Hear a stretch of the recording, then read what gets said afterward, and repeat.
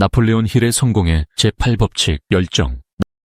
나폴레온 힐의 성공 철학에서 열정은 단순한 활기를 넘어 행동으로 나타나는 신념이자 성공을 위한 가장 귀중한 자산으로 정의됩니다. 그리스 어원에서 유래한 이 단어는 신 안에서 혹은 신의 뜻으로 가득한 이라는 의미를 담고 있으며 인간의 내적 자원인 지성이 흘러나오도록 돕는 수도꼭지와 같은 역할을 합니다. 나폴레온 힐이 강조하는 열정의 핵심 원칙과 구체적인 내용은 다음과 같습니다. 나폴레온 힐 성공 철학의 핵심 중 하나죠. 바로 열정인데요.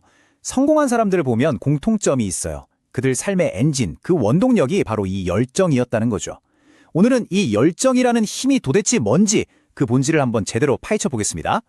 보통 열정하면 뭐가 떠오르세요? 막 시끄럽게 응원하고 갑자기 막 활기 넘치는 거, 그런 걸 생각하기 쉽잖아요? 근데요, 나폴레온 힐이 말하는 열정은 그런 잠깐 반짝하는 감정이랑은 아예 차원이 달라요. 생각해보세요. 만약 그저 그런 감정이었다면 왜 굳이 성공의 법칙에까지 들어갔을까요? 뭔가 더 깊은 뜻이 있겠죠? 그 진짜 의미를 한번 알아보겠습니다. 이 열정이라는 단어 어디서 왔는지 뜯어보면 이게 진짜 재밌어요. 고대 그리스어에서 왔는데 에는 아내라는 뜻이고 테오스는 신을 뜻하거든요. 그럼 합치면 뭐가 될까요? 맞아요. 신 안에서 또는 신으로 가득 찬 상태라는 뜻이 되는 거예요. 와, 이게 뭘 의미하겠어요. 열정이라는 게 그냥 기분 좋고 그런 감정이 아니라 우리 내면 아주 깊은 곳에서부터 솟아나는 거의 신성하다고 할 수 있을 만큼 강력한 힘이라는 거죠. 가슴속에서 진짜 믿음이 우러나와서 행동으로까지 이어지는 것. 바로 그게 진짜 열정인 겁니다. 자, 그럼 열정이랑 그냥 활기 넘치는 거랑은 뭐가 다를까요? 이걸 확실히 구분해야 해요. 활기라는 건 뭐 노래 부르거나 조깅하면 금방 생기잖아요. 불 켜고 끄듯이 마음대로 할 수 있는 그런 일시적인 감정에 가까워요. 근데 열정은요, 완전히 달라요. 이건 그냥 감정이 아니라 뭐랄까 지속적인 상태에 가까워요. 어떤 것에 대한 깊은 관심, 그리고 지식, 여기에 믿음까지 더해져서 서서히 만들어지는 우리가 통제할 수 있는 힘인 거죠. 쉽게 꺼지지도 않고 우리 삶의 모든 순간에 자연스럽게 스며드는 그런 에너지라고 생각하시면 됩니다. 위대한 사상가 랄프 waldo 에머슨이 이런 말을 했어요. 열정 없이 이루어진 위대한 업적은 하나도 없었다. 열정의 중요성을 정말 한 문장으로 딱 보여주는 말이죠. 생각해보면 역사적으로 인류를 한 단계 발전시킨 모든 위대한 발명이나 예술작품, 세상을 바꾼 변화들, 그 뒤에는 항상 불타는 열정이 있었습니다. 그러니까 열정은 평범한 걸 비범하게 만드는 일종의 마법 같은 촉매자라고 할 수 있겠네요. 자, 그럼 이 열정이라는 게 도대체 어떤 힘을 가졌길래 이렇게 중요하다고 하는 걸까요? 우리 삶에서 구체적으로 어떤 역할을 하는지, 성공의 엔진이라고 불리는 이 열정의 놀라운 힘에 대해서 지금부터 한번 자세히 들여다보겠습니다. 나폴레옹 힐이 열정을 증기 보일러에 비유했는데, 이거 정말 기가 막힌 비유예요. 생각해보세요. 아무리 좋은 아이디어가 있고 완벽한 계획을 세워도 그걸 실행에 옮길 에너지가 없으면 그냥 생각으로 끝나버리잖아요. 아무 소용없죠. 열정이 바로 그 에너지, 보일러 속에 증기 같은 역할을 하는 겁니다. 우리의 모든 정신적인 힘을 한데 꽉 모아서 이걸 강력한 행동으로 빵 터뜨려주는 원동력인 거죠. 이렇게 잘 통제된 열정은 우리한테 정말 실질적인 이득을 많이 줘요. 상상력도 훨씬 날카로워지고요. 목소리 톤부터가 달라져요. 자신감 있고 유쾌하게 들리죠. 그리고 제가 생각하기에 가장 중요한 건데요. 진짜 힘들고 지겹게만 느껴지던 일이 즐거워져요. 일이 놀이가 되는 거죠. 열정적인 사람은 당연히 더 매력적으로 보이고 스스로에 대한 자신감도 뿜뿜하고 심지어 건강에도 좋다고 해요. 그리고 이 좋은 에너지가 나한테만 머무는 게 아니라 주변 사람들한테까지 쫙 퍼져나갑니다. 방금 말씀드린 전염성 있잖아요. 어쩌면 이게 열정이 가진 가장 강력한 힘일지도 몰라요.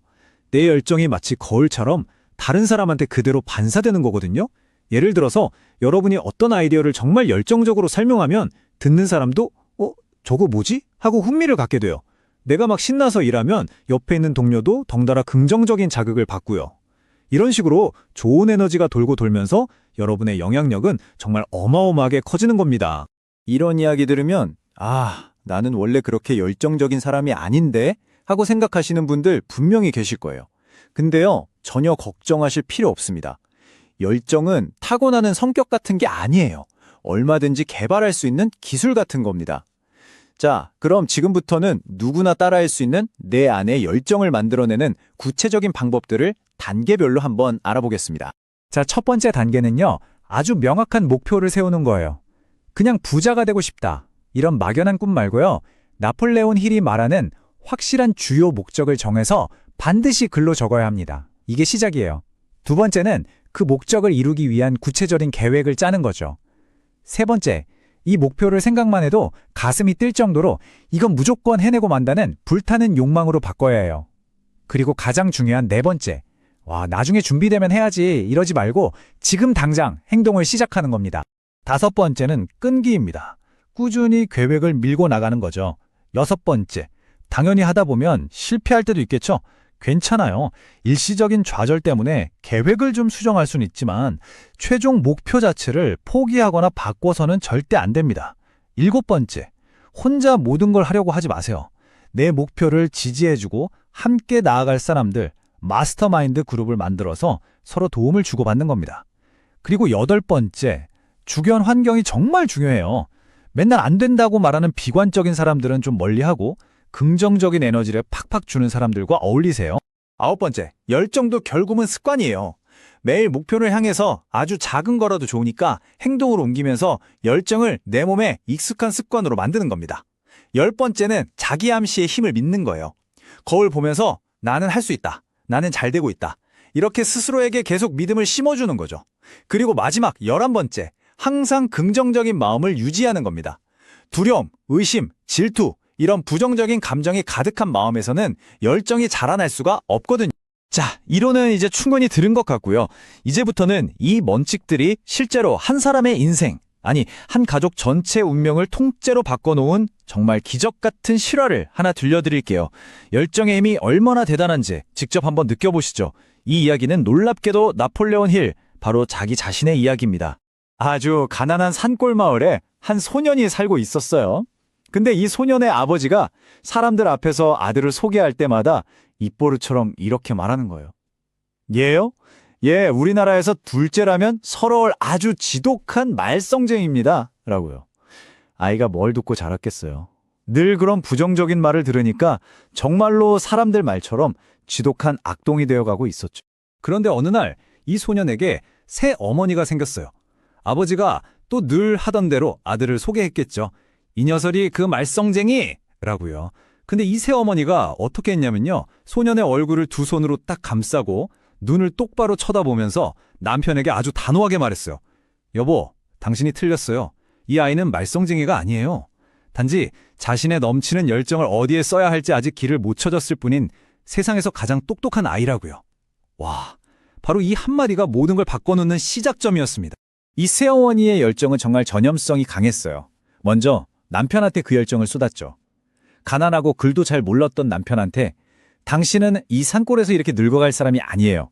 당신은 충분히 치과 의사가 될 수 있어요. 라고 끊임없이 설득했어요.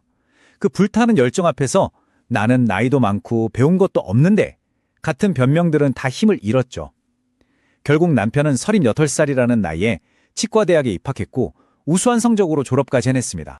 그리고 그 열정은 고스란히 의붓 아들에게로 향했습니다. 말썽쟁이라는 꼬리표 대신 세상에서 가장 똑똑한 아이라는 믿음을 심어줬어요. 그리고 그 아이의 마음속에 작가라는 확실한 주요 목적의 씨앗을 심어준 거죠. 새어머니의 절대적인 믿음과 지지 속에서 그 소년, 바로 어린 나폴레온 힐은 자신의 재능을 발견하고 글을 쓰기 시작했어요. 그리고 마침내 전 세계 수백만 명의 인생을 바꾼 위대한 작가의 길을 걷게 된 겁니다. 자, 그 결과가 어땠을까요? 정말 믿어지세요? 한 여성의 그 통제된 열정이 말 그대로 기적을 만들었습니다. 남편은 성공한 치과 의사가 됐고요. 그녀가 낳은 네 아들들은 각각 의사, 치과 의사, 변호사, 대학 학장이 됐어요. 그리고 나라에서 둘째가라면 서러울 악동이라고 불렸던 그 의붓 아들은요, 전 세계적인 성공 철학의 거장 나폴레온 힐이 되었습니다. 이거야말로 열정이라는 힘이 한 가족의 운명을 통째로 바꿀 수 있다는 가장 강력한 증거 아닐까요? 나폴레온 힐의 이 이야기는 우리에게 정말 중요한 메시지를 던져주고 있어요. 열정이라는 건 어떤 특별한 사람만 가질 수 있는 게 아니라는 것, 그리고 그 힘을 쓸지 말지는 전적으로 우리 자신의 선택에 달려있다는 거죠. 그 힘, 바로 여러분 손 안에 있습니다. 그러니까 핵심은 이거예요. 언젠가 나에게도 열정이 생기겠지 하고 가만히 기다리면 안 된다는 겁니다. 열정은 그냥 느끼는 수동적인 감정이 아니에요. 우리가 앞에서 배운 그 11가지 단계 있잖아요. 그걸 통해서 의식적으로 만들어내고 적극적으로 키워나가야 하는 우리가 컨트롤할 수 있는 힘이라는 걸 꼭 기억하셔야 합니다. 사실 우리는 두 개의 세상에 살고 있어요. 하나는 우리 마음대로 통제할 수 없는 것처럼 보이는 바깥의 물리적인 세상이죠. 하지만 진짜 중요한 건 바로 우리 내면의 세상, 즉 정신세계입니다. 이 내면의 세계는 우리가 100% 통제할 수 있거든요. 그리고 놀랍게도 우리의 이 정신자세, 즉 태도가 바깥 세상의 현실을 자석처럼 끌어당긴다는 거예요. 내 마음이 열정으로 가득 차 있으면 풍요로운 현실이 따라오고 비관으로 가득 차 있으면 불행한 현실이 따라오는 거죠. 이 비유를 들으면 목적과 열정의 관계가 아주 명확해집니다. 확실한 주요 목적은 기관차가 달려야 할 선로 같은 거예요. 어디로 가야 할지 방향을 알려주죠. 그럼 열정은 뭘까요? 바로 그 기관차를 달리게 할 연료입니다. 생각해보세요. 선로만 있고 연료가 없으면, 또는 연료는 가득한데 가야 할 선로가 없으면 기관차는 한 발짝도 못 움직이겠죠?